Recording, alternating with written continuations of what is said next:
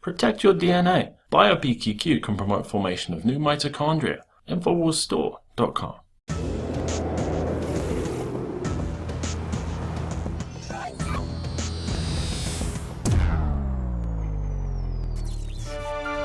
My guest today is Mark Passio. He is an independent researcher, radio talk show host, a public speaker, and also a freedom activist from Philadelphia, Pennsylvania. And he has assembled a vast amount of knowledge on occultism, spirituality, metaphysics, symbology, and consciousness. You can find all of that information on his website, whatonearthishappening.com, as well as freeyourmindconference.com. And he joins me today to talk about occultism and mind control. So Mark, thank you for joining us today. I know we've got a lot to talk about in a short amount of time. So I wanted to kind of give a tri-part question here first, just kind of give a little bit of a backstory. I've heard you say in a few of your lectures that you were actually a practitioner of the dark occult. Obviously, this is where some of your expertise comes from. You can confirm that these occultic symbols are being employed. They do have power. But what does that mean? What does that mean as far as you are practicing? Was that like Satanism, Luciferianism, some sort of other dark occult that I don't really know about? And then, of course, what compelled you to kind of seek out that knowledge, and what was it that helped you kind of realize that maybe that wasn't where you wanted to spend your energies? Sure, that's a really great question. Well, in my youth, I kind of accepted, without much questioning, a lot of the religious dogma and indoctrination that I had been given by family members and school teachers. And I come from a pretty standard Roman Catholic Italian background in South Philadelphia.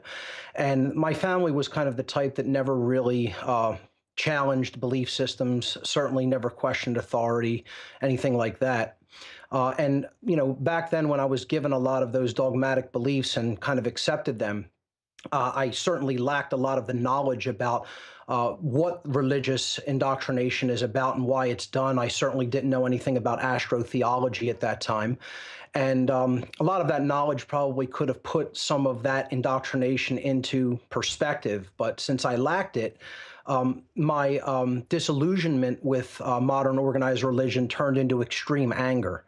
And I acted upon that anger by attempting to seek out the antithesis of religion, the antithesis of the system into which I was born. And I found it in the form of the dark occult, dark occultism, particularly Satanism, which was the type of dark occultism that I gravitated toward.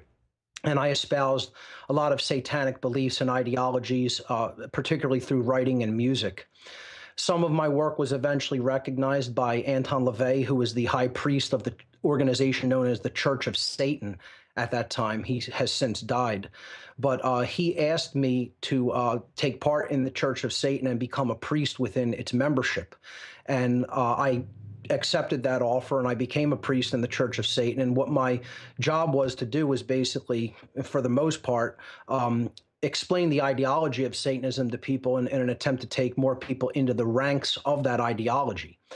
As my involvement with Satanism in general, not just the Church of Satan organization, grew, I became aware that this wasn't an isolated group of individuals that were just working with occulted or hidden knowledge in order to essentially grow their own personal power, but they were groups, internetworked groups of people who were working together, and they came from an eclectic array of people from every walk of life, every social institution that you could imagine. There were Satanists placed in positions of high power and influence within those institutions, including politics, banking, law, military, law enforcement, entertainment, technology, medicine, education, and every other area of our lives. And they were not isolated individuals that were just trying to increase their own personal power and influence. They were working together as a tight-knit unit toward a common goal, and that common goal was to increase their own collective power at the expense of everyone else's rights and freedoms. When I became aware that that's what the satanic hierarchical network that is in place in this world was all about, that it was in fact about slavery, my consciousness, my conscience, I'm sorry, would not allow me to proceed any further with involvement in these groups. And I began to basically pull back from my involvement. And people will often say, well, weren't they extremely angered by that? And didn't they try to keep you in the group?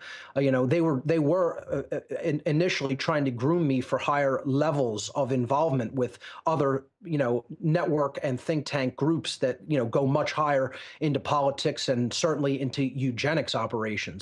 But when I became aware of what the overarching agenda of the whole satanic hierarchical network that's in place in the world was about, I desisted with my involvement in those groups. And people will ask, well, didn't they try to reel you back in? Didn't they threaten you? They were absolutely unconcerned with my leaving. They simply basically said, there's nothing that you can do to change anything. We have people's minds and we have society right where we want it. And go and do your worst and tell people about what you know. And you're going to be banging your head against a concrete wall for the rest of your natural life. So go and do your worst because there's nothing that you could possibly do to hurt us. That was their attitude when I left. Right. Well, it is like banging your head against a wall. And there are such extreme forces keeping people hypnotized. I mean, just talking about Anton LaVey or the Church of Satan, just the ties with the NSA. I mean, Sure. If you want to talk about the surveillance and control, I mean, there is the upper echelons of government. And here was a secret program with the NSA that wasn't exposed until just recently. Obviously, it's been going on for quite some time. Yeah, I consider the groups I was involved in very low level, certainly not high level by any stretch of the imagination. I do consider that LaVey was sort of a puppet for these higher level satanic networks and groups, and certainly worked with governmental institutions during the time that he was alive.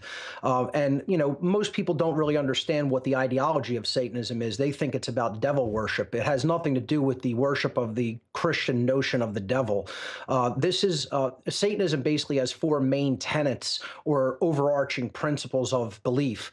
And that is that self-preservation is the highest goal. And you should do whatever you can to advance your personal power and influence in the world, no matter who you really have to walk all over, step on, or hurt to get what you want. That's really the number one tenet. And if you look at society, most of society is stuck in that cutthroat dog-eat-dog mentality. Moral relativism is the second major tenet, which is the idea that there's really no such thing as objective standards of right and wrong behavior, that we as human beings can get to basically decide upon our whims what right and wrong are, and base our actions accordingly. And if you look at most of society, I would say more people than not are moral relativists than moral objectivists who think that there is an objective standard of right and wrong behavior. So that's also very pervasive in society. The third major tenet is social Darwinism, the idea that the most ruthless in society have some sort of a predetermined or predestined right to basically rule over everybody else in society because their genetics got them there and, made them fit for rulership.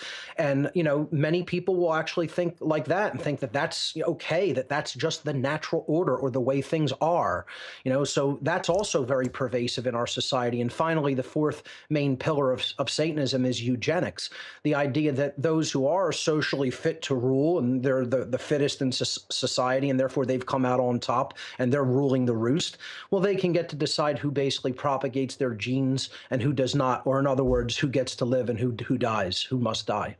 Wow, that's incredible, because that's obviously so many things that we're trying to expose here at Infowars. And, we talk about this self-preservation thing a lot, even when you see these members of secret societies and how you think, how do these people literally get away with murder sometimes, or awful things that are hidden, pedosadism, things like that, that you wonder, how are these people in the law enforcement or politics, how are these crimes being covered up? But it is this sort of secret society, self-preservation system that they have to protect each other and protect this overarching, unforeseen hand that's sort of controlling everything. So what about these occultic symbols that they're using and kind of pervading our society? What's out there that you know of, and how is it being used? Well, I think a good precursor to this would be to simply explain what the occult is, because many people hear that word and they really don't understand what it means, and they have an erroneous perception of what occultism in general is. The word occult is derived from the Latin language. It comes from the Latin adjective occultus. Occultus in Latin simply means hidden from sight. And, you know, the verb occultare in Latin, occultare, means to hide, to conceal, or to keep secret.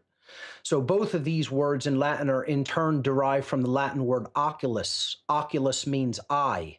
So it all has to do with what can be seen and what is not easily seen. That which is hidden from view, which is veiled from our sight, which is difficult to see because in many cases it operates in the realm of the unseen or the spiritual realm.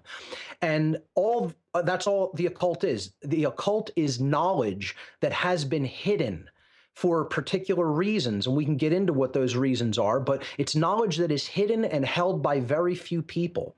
And when you hide and hold very important knowledge tight to yourself, and you try to keep it sequestered from everyone else, what you are doing in that instance is you are creating a power differential through the knowledge differential that you've created. I mean, we've all heard the term knowledge is power. I would have a slightly different take, and I would say knowledge which is applied can be converted into real world power. And that is what these dark occultists do, who are using this knowledge certainly not to uplift humanity. They're using it to create a power differential in the world so that they can stay entrenched in power and they could take advantage of everyone else who is trapped in their ignorance. The occult is simply hidden knowledge held by very few people who exploit that knowledge at the expense of all of the ignorant people, the ignorant masses who have no idea what that knowledge is or how it works. Now, the next question that would naturally come up for people is, well, what is the knowledge of the occult? What type of knowledge are we really referring to or talking about here when we talk about occultism in general?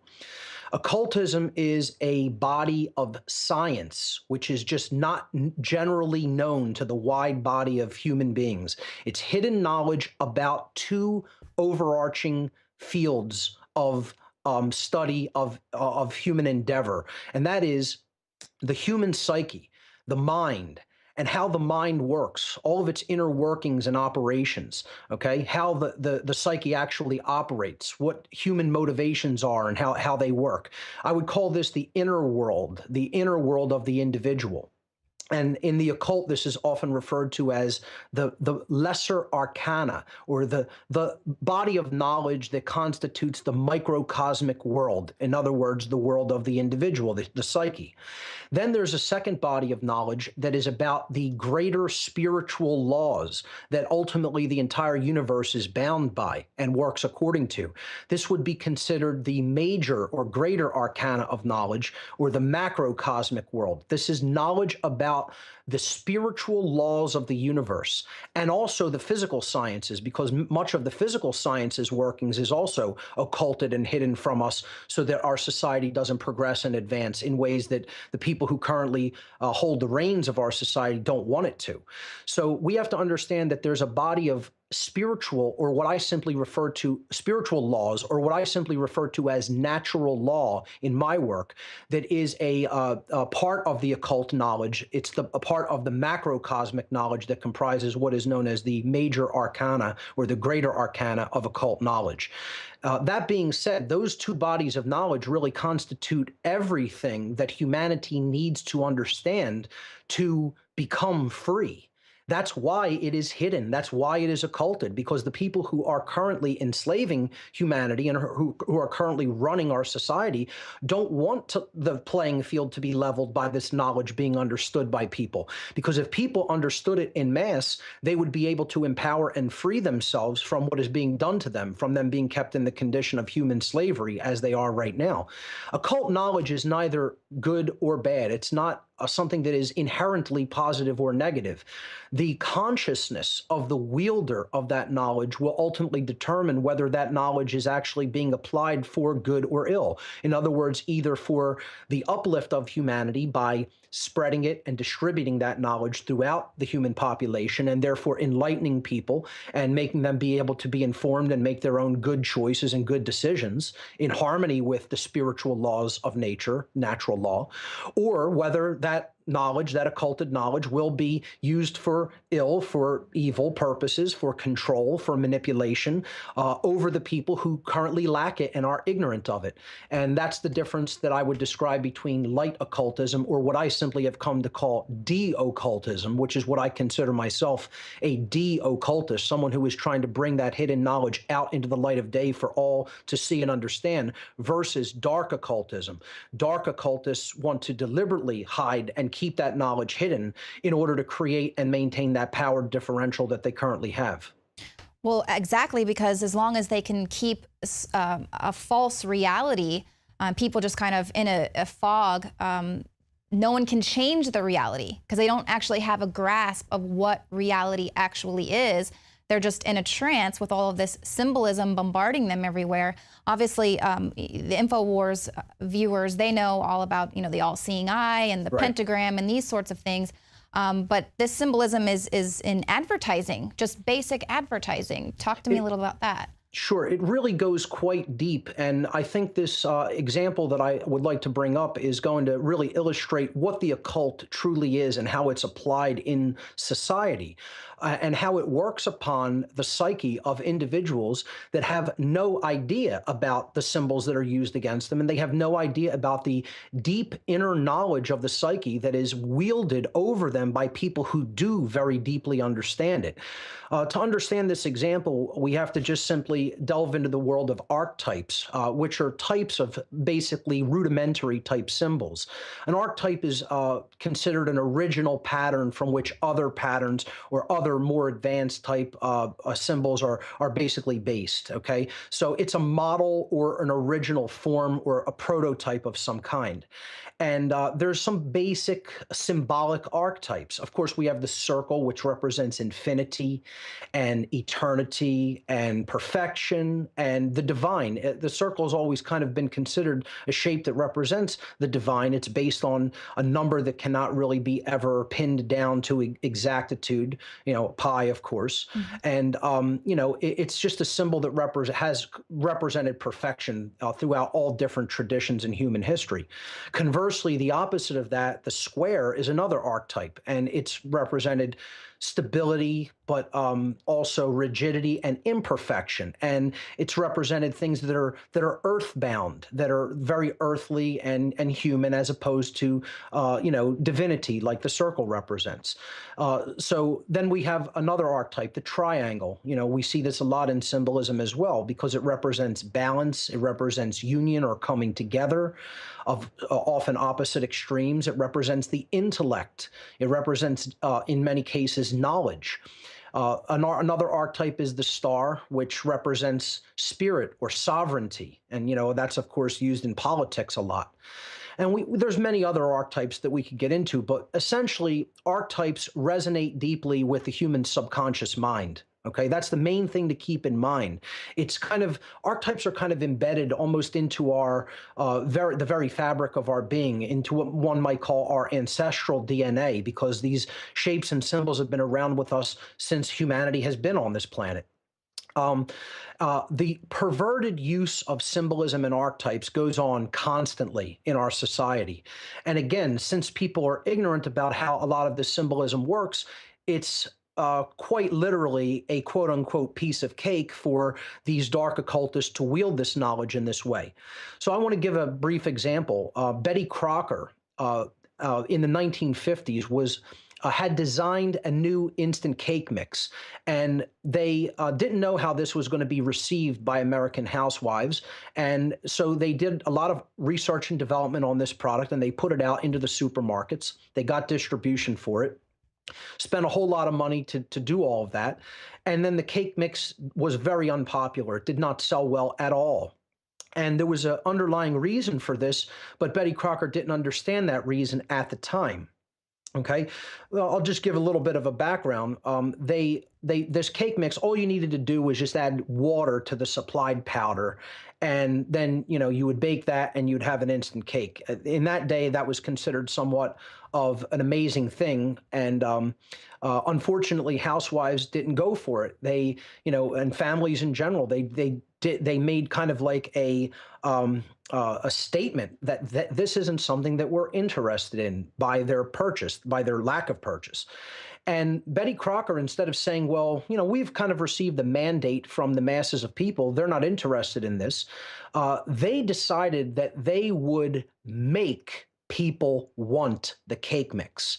Now, just think about that for one moment, okay? We're not going to say, well, we tried our product and it didn't work and people gave us a mandate that they're not interested in it and that's their free will choice and decision. No, no, no, that's not good enough for us as a corporation. We are going to do research not only into why people didn't want it, but what we will have to do as a company to make them want this very product. We're not going to go back to the drawing board. We're not going to abandon the idea. We're going to keep this out, on the shelves and basically say, what are we going to have to do to modify this slightly to make people want it? So they hired a Madison Avenue ad campaign firm to investigate which was basically comprised of a lot of psychologists. And they asked this psychological think tank team to find out through psychoanalysis the underlying psychological reasons that housewives didn't want the cake mix. The conclusion of this type of think tank study that came out was that while the average housewife at that time in the 1950s appreciated the convenience of the cake mix, they were feeling a very particular type of emotion by sort of taking a shortcut or cutting corners, whereas they had originally made cakes for their family from scratch and put a lot of their energy and effort and love into it.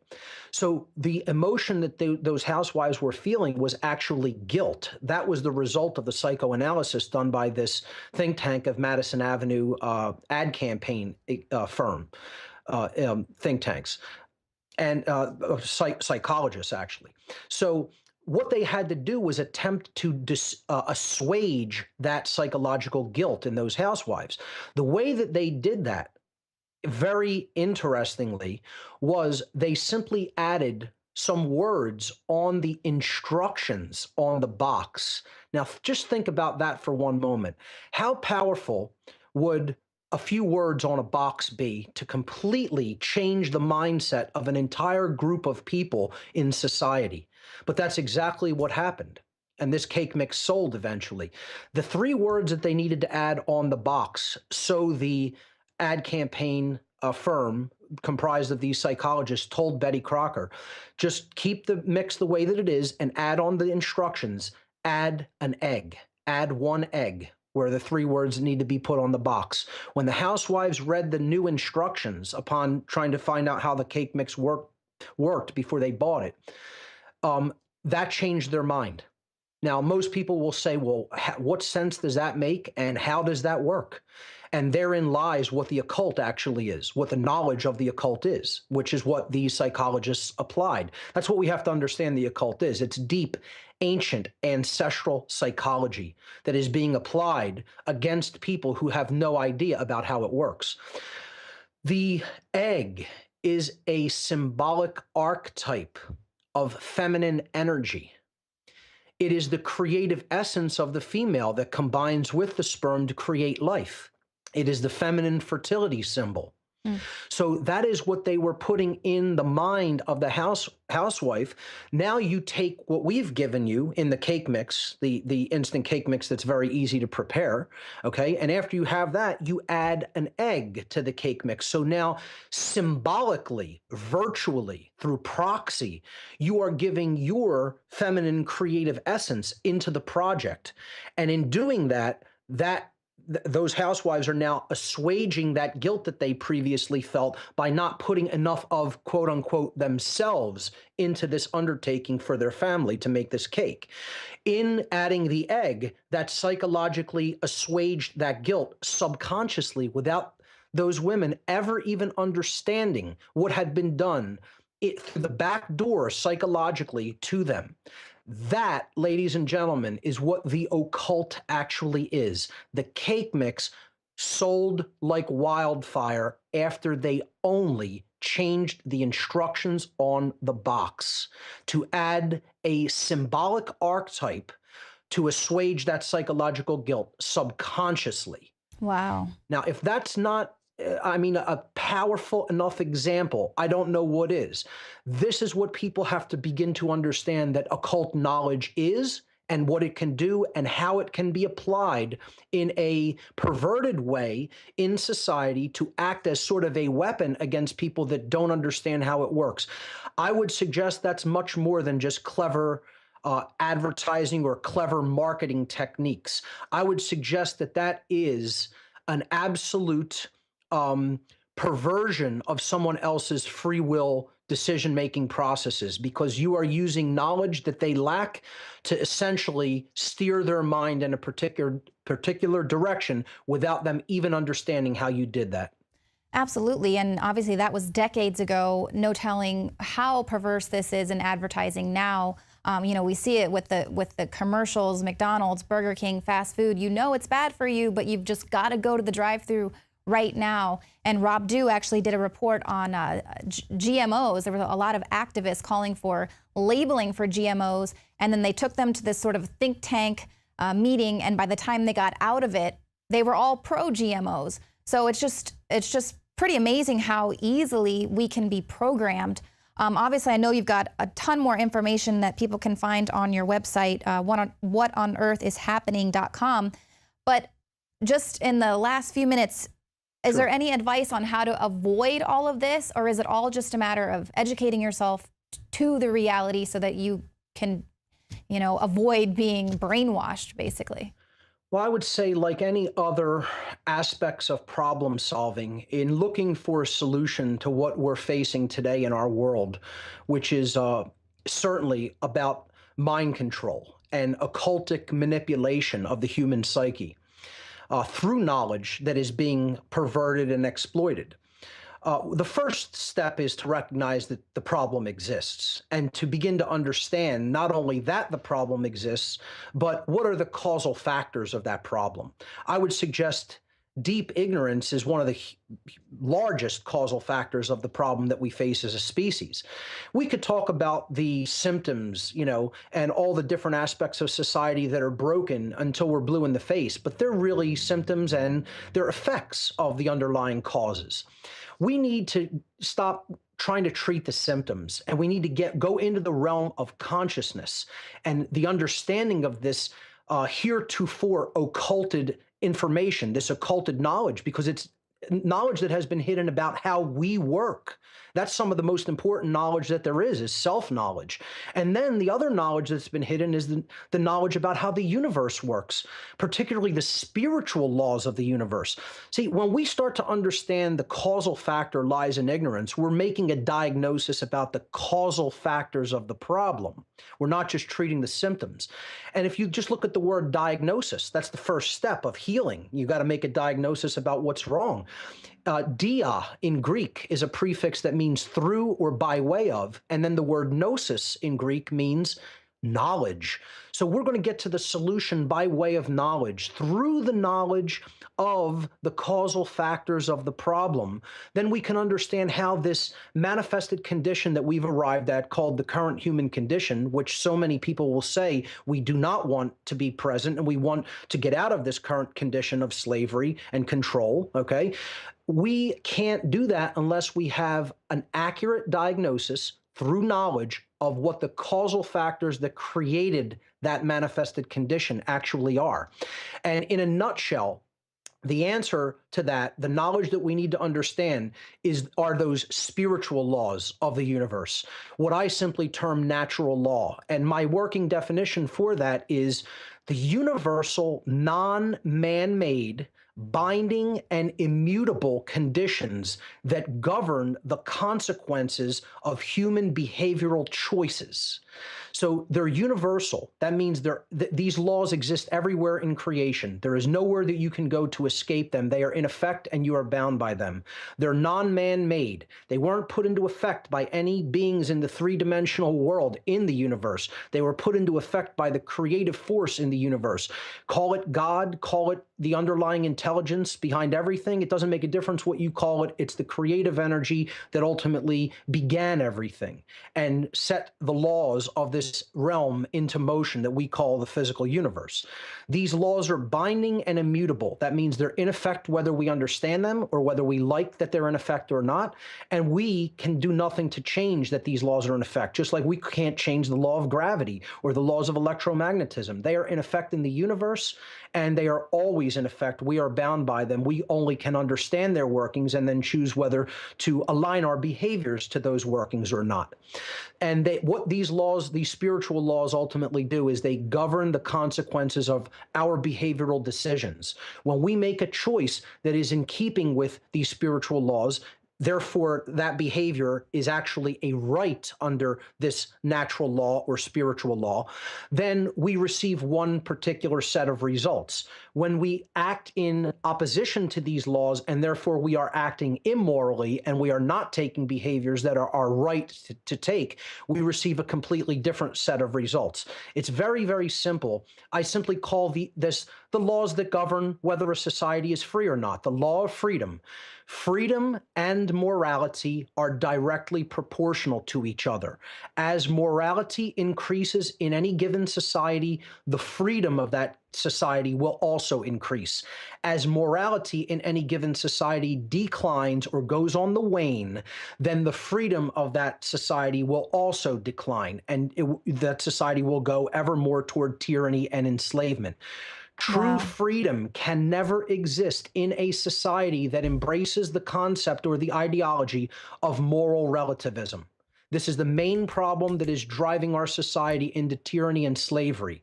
Moral relativism, again, is the idea that there is no inherent and objective difference between right or wrong behavior. So humanity may be the arbiters of that. We can decide what right and wrong, or decide for ourselves through our whims, our likes, our preferences, what right and wrong are for ourselves, that they're not objective standards of behavior that are set in spiritual law. So the real solution is to understand natural law, the universal spiritual laws that govern the consequences of our behavioral choices, whether we choose morality or immorality. The only way we're ever going to get out of this mess that we've worked ourselves into is to become truly moral beings and to increase morality throughout our entire society. That's when we'll make progress toward true freedom. Yeah, and that's really powerful because you can see that that's what is happening to our society right now. We have become waning more toward the immoral side, and you see the tyranny is rising. It's kind of working perfectly into their plan. Well, Mark, thank you so much. We're definitely going to get you back on to decode the matrix and other things there that are just so interesting. But if you want more information, whatonearthishappening.com. Mark Passio, thank you so much. Leanne, thank you so much for having me on the show today. Stick around because right after this, we will be live in studio for our State of the Union coverage.